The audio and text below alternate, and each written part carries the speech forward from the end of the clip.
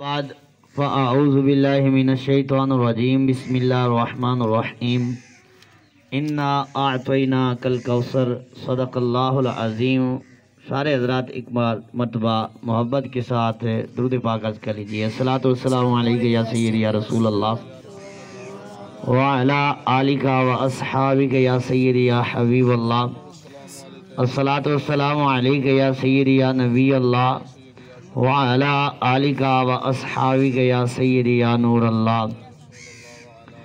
इंतहाई वाजिबुल एहतराम मुअज़्ज़िज़ सामिईन, आज की ये पुरवकार और बाज़ौक़ महफ़िल पाक हमारे मोहतरम भाई मोहम्मद मुज़म्मिल साहब उन्होंने हुज़ूर का मिलाद मनाया है और उसके साथ अपने बेटे अपने साहबज़ादे जो हैं उनका अकीक़ा जो है वो भी रखा है।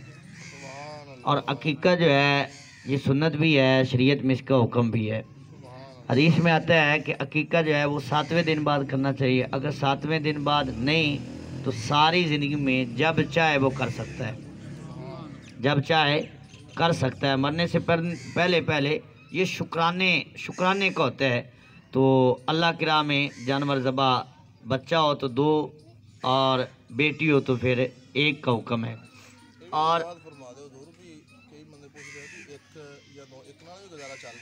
जी मैं अर्ज़ करता हूँ, तो अगर इस्तिताअत हो तो फिर तो 2 ही हैं हुक्म, लेकिन अगर 1 कर देगा तो शुक्राना तो अदा हो जाएगा। सदका ही है ये, एक बच्चे की तरफ से ये एक सदका होता है, तो वो सदका जो है वो अदा हो जाएगा। हज़रत इमाम हसन हज़रत इमाम हुसैन के अकीक़े हुज़ूर अलैहिस्सलाम ने ख़ुद फरमाए। और बल्कि सीरत नगारों ने ये बात भी लिखी है कि जब हुज़ूर अलैहिस्सलाम की विलादत बाद शहादत होती तो आपके दादा जान ने 7वें दिन हुज़ूर अलैहिस्सलाम का अकीक़ा किया। सुभान अल्लाह बोलो ज़रा, सुभान अल्लाह। पूरे 12 बजे ख़त्म पढ़ना है, परेशान नहीं होना कि होने तकरीर लंबी ना हो जाए।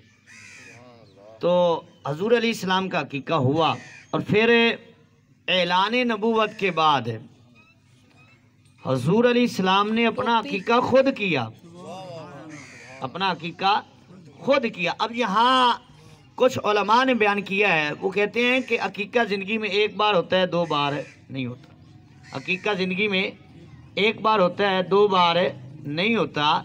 तो ये दूसरी बार हुज़ूर अलैहिस्सलाम ने जो ये एहतमाम किया, तो फरमाते हैं ये हुज़ूर अलैहिस्सलाम ने अपना अकीक़ा नहीं किया था, अपना मिलाद मनाया था। सुभान अल्लाह। अपने मिलाद की खुशी में जो हुज़ूर अलैहिस्सलाम से पूछा गया कि आप पीर शरीफ का रोज़ा क्यों रखते हैं, तो सरकार अलैहिस्सलाम ने फरमाया इसी दिन मेरी विलादत हुई है और इसी दिन मुझ पे वही नाजिल हुई है जिस वजह से मैं रोज़ा भी रखता हूँ और उस दिन को याद भी रखता हूँ। सुभान अल्लाह।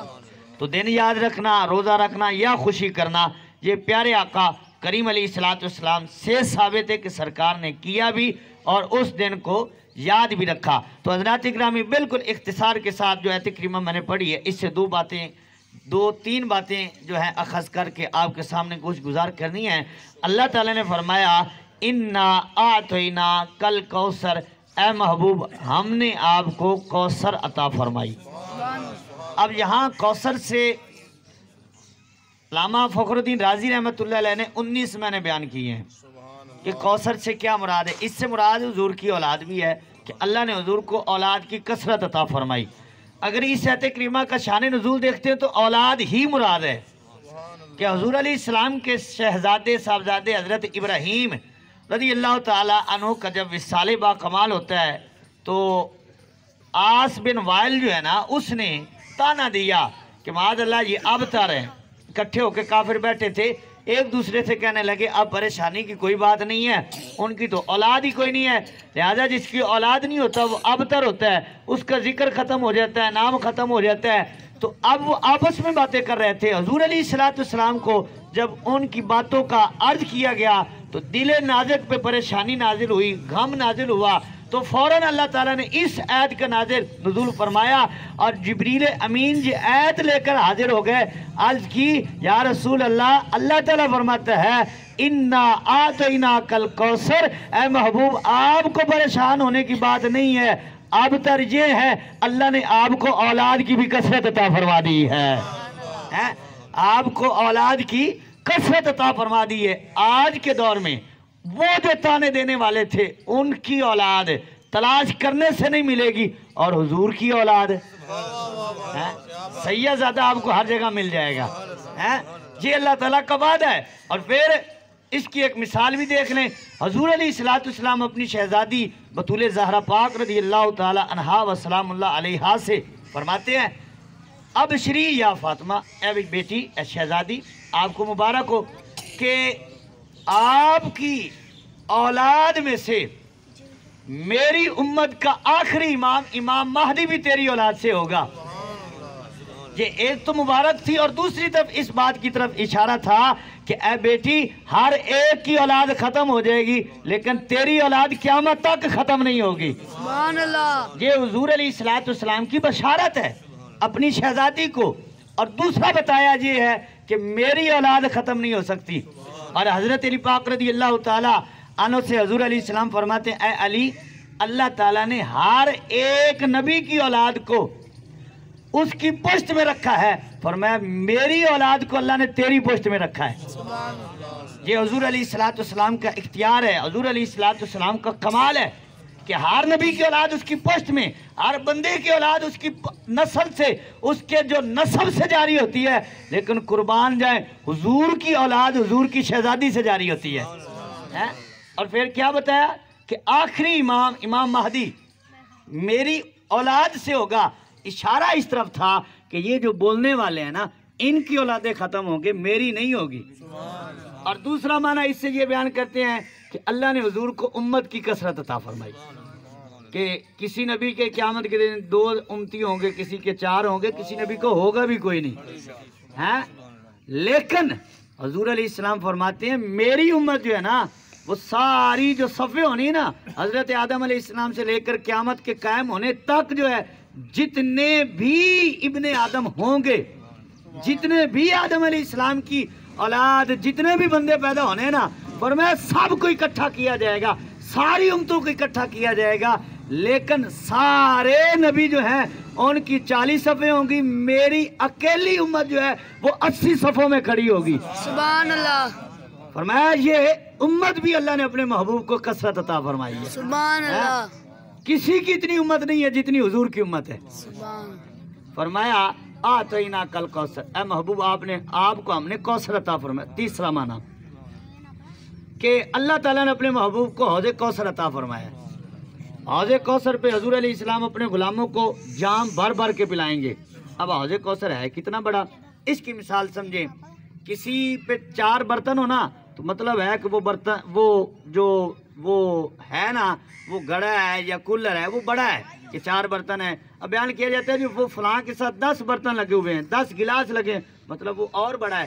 اب حضور علیہ السلام کے حوض کوثر پہ کتنے پیالے ہیں، یہ گلاس کتنے ہیں، مثال دے کر حضور علیہ السلام نے فرمایا میرے حوض کوثر پر پانی پلانے والے جو جام ہے نا، وہ آسمان کے تاروں کے برابر ہیں۔ اور جس حوض کوثر پر، جس حوض پر تاروں کے برابر پلانے والے جام ہیں، تو وہ حوض کتنا بڑا ہوگا۔ اور اعلیٰ حضرت پتہ ہے کیا کہتے ہیں، کہتے ہیں جس کی 2 بوند ہیں کوثر و سلسبیل، جس کی 2 بوند ہیں کوثر و سلسبیل۔ کوثر یہ بھی جنت کی ایک نہر کا نام ہے، سلسبیل یہ بھی جنت کی ایک نہر کا نام ہے۔ اعلیٰ حضرت کہتے ہیں یہ تو اللہ کے محبوب کی رحمت کی 2 بوندیں ہیں۔ یہ 2 بوندیں، ایک بوند کا نام کوثر ہے اور دوسری بوند کا نام ہے سلسبیل ہے۔ فرماتے ہیں جس کی 2 بوند ہیں کوثر و سلسبیل ہے، وہ رحمت کا دریا ہمارا نبی، جن کے قدموں کا دون ہے آب حیات ہے، وہ جان مسیح ہمارا نبی۔ کون دیتا ہے دینے کو منہ چاہیے، دینے والا ہے سچا ہمارا نبی۔ سبحان اللہ۔ دینے والا ہے سچا ہمارا نبی۔ یارو اللہ تعالیٰ نے محبوب کو امت کی بھی کثرت عطا فرمائی، اولاد کی بھی کثرت عطا فرمائی، اور حوض کوثر بھی اللہ نے اپنے محبوب کو عطا فرمایا ہے۔ اور چوتھا معنی، اور یہی آخری معنی، باقی پھر کبھی چاہیے، فرمایا اللہ نے حضور کو حسن کی بھی کثرت عطا فرمائی۔ اللہ نے اپنے محبوب کو جو حسن عطا فرمایا یہ بھی کسی کو نہیں ملا. حضرت یوسف علیہ السلام کے حسن کی مثالیں دی جاتی ہیں. حضرت یوسف علیہ السلام کے حسن کی مثالیں دی جاتی ہیں، لیکن حضرت یوسف علیہ السلام کا جو حسن ہے وہ جز ہے. علماء کہتے ہیں آپ کا حسن جز ہے، اور اللہ نے اپنے محبوب کو کل حسن عطا فرمایا. سبحان اللہ. حضرت شاہ ولی اللہ رحمۃ اللہ علیہ کی خواب میں پیارے محبوب کریم علیہ السلام کا دیدار ہوا، جلوہ گر ہوئے، تو عرض کی یا رسول اللہ ایک سوال عرض کرنا ہے. تو حکم ہوا بتائیے کیا سوال ہے. تو عرض کی یا رسول اللہ سوال ذہن میں یہ ہے کہ حضرت یوسف علیہ السلام کو عورتوں نے دیکھا تو انگلیاں کاٹ لی، آپ کو دیکھنے والوں میں ایسی کوئی بات نہیں ہے. اللہ اکبر.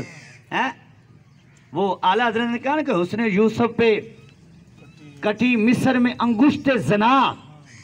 اب اس شعر کی میں تھوڑی سی وضاحت کرتا ہوں، لیکن یہ میں بات پہلے عرض کر لوں. کیا عرض کرتے ہیں یا رسول اللہ آپ کے نام پہ کسی نے آپ کو دیکھ کر انگلی نہیں کٹی، ادھر حسن یوسف کو دیکھا تو کیا ہوا، انگلیاں انہوں نے کاٹ لی. ان کو جو شعور ہی نہیں رہا، دیکھ کر پتہ ہی نہیں چلا کہ ہم اپنا جسم کاٹ رہی ہیں. تو اب حضور علیہ السلام نے فرمایا جمالی مستورن، فرمایا اللہ نے میرا جمال، میرا حسن جو ہے اس کو 70,000 پردوں میں رکھا ہے. فرمایا اگر ایک پردہ بھی اٹھ جاتا نا، ادھر تو انگلیاں کاٹی گئی ہیں، یہاں جگر کٹ جاتے. سبحان اللہ. وہاں انگلیاں کٹی، یہاں جگر کٹ جاتے. اور پھر اعلیٰ حضرت کے شعر کا اسلوب دیکھیں کتنا پیارا ہے. حسن یوسف پہ کٹی مصر میں انگشت زنا، سر کٹاتے ہیں تیرے نام پہ مردان عرب. اب اس کا ایک تھوڑی سی تضاد دیکھیں کتنا پیارا ہے. آپ فرماتے ہیں کہ ادھر حسن یوسف تھا، ادھر حضور کا حسن نہیں، حضور کا نام ہے.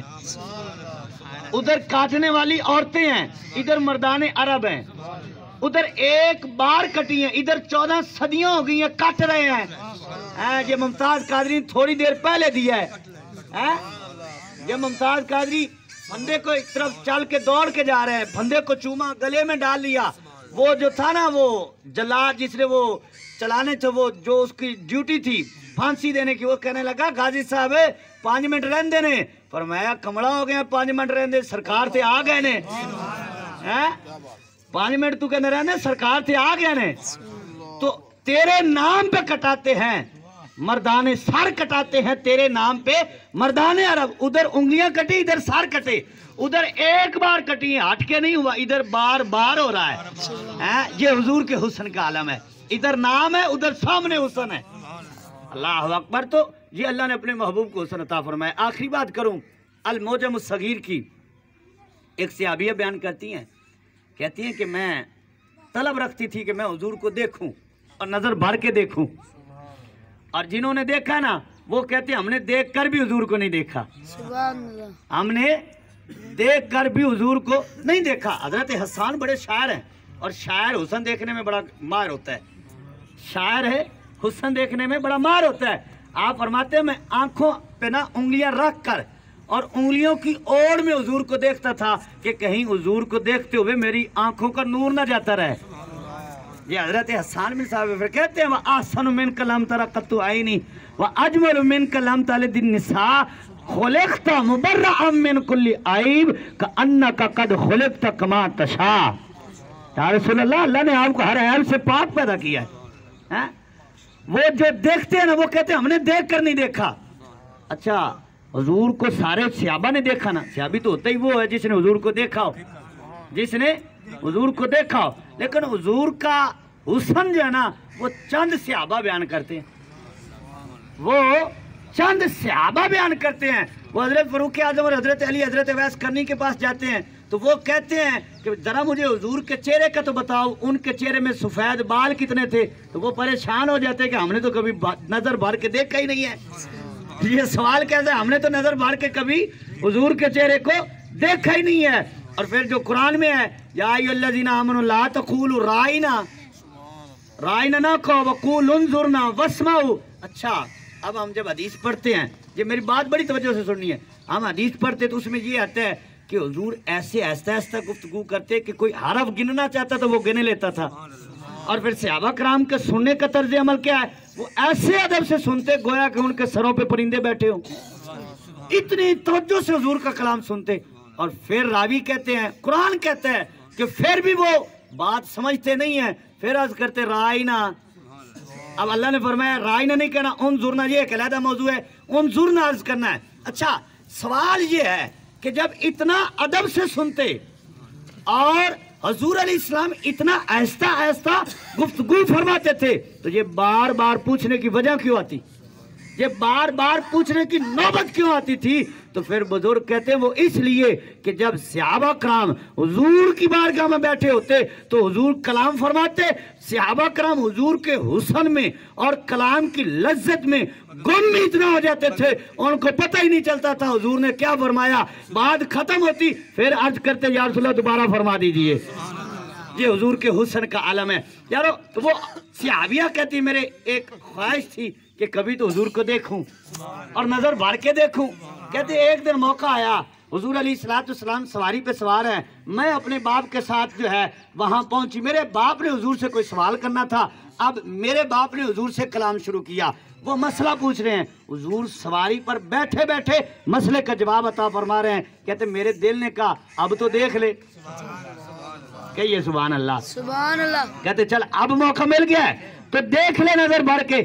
وہ صحابیہ کہتی ہیں، المعجم الصغیر میں روایت موجود ہے، فرماتی ہیں کہ میں نے نظر اٹھائی تو جب نظر اٹھائی تو میری نظر حضور کے چہرے پہ ٹیک ہی نہ سکی، میں دیکھ ہی نہ سکی حضور کے چہرے کے حسن کے عالم کو. فرماتی پھر میری نظر جھک گئی اور جھکتے جھکتے حضور علیہ السلام کے پاؤں مبارک کی جو 5ویں انگلی ہے، یہ چھوٹی اس کو نہیں کہنا، حضور کی کوئی انگلی چھوٹی نہیں ہے، 5ویں انگلی پہ حضور علیہ السلام کے پاؤں مبارک کی 5ویں انگلی پہ میری نظر رک جاتی ہے. ہاں جی اللہ اکبر. بالکل ٹائم دا پتہ ہے نہیں. فرماتی ہیں کہ میری نظر حضور کے پاؤں مبارک کی 5ویں انگلی پہ رک گئی. تو جب رکی نا، اب بیان کرتی ہیں کہ کتنے سال گزر گئے ہیں، وہ جو حسن حضور کی انگلی کا دیکھا تھا میری نظروں سے وہی نہیں جاتا، میری نظروں سے وہی حسن نہیں جاتا. قدموں میں جبی کو رہنے دو، چہرے کا تصور مشکل ہے، جب چاند سے بڑھ کے ایڑی ہے تو رخسار کا عالم کیا ہوگا. ہر کوئی فدا ہے بن دیکھے، دیدار کا عالم کیا ہوگا. اللہ تعالیٰ عمل کی توفیق عطا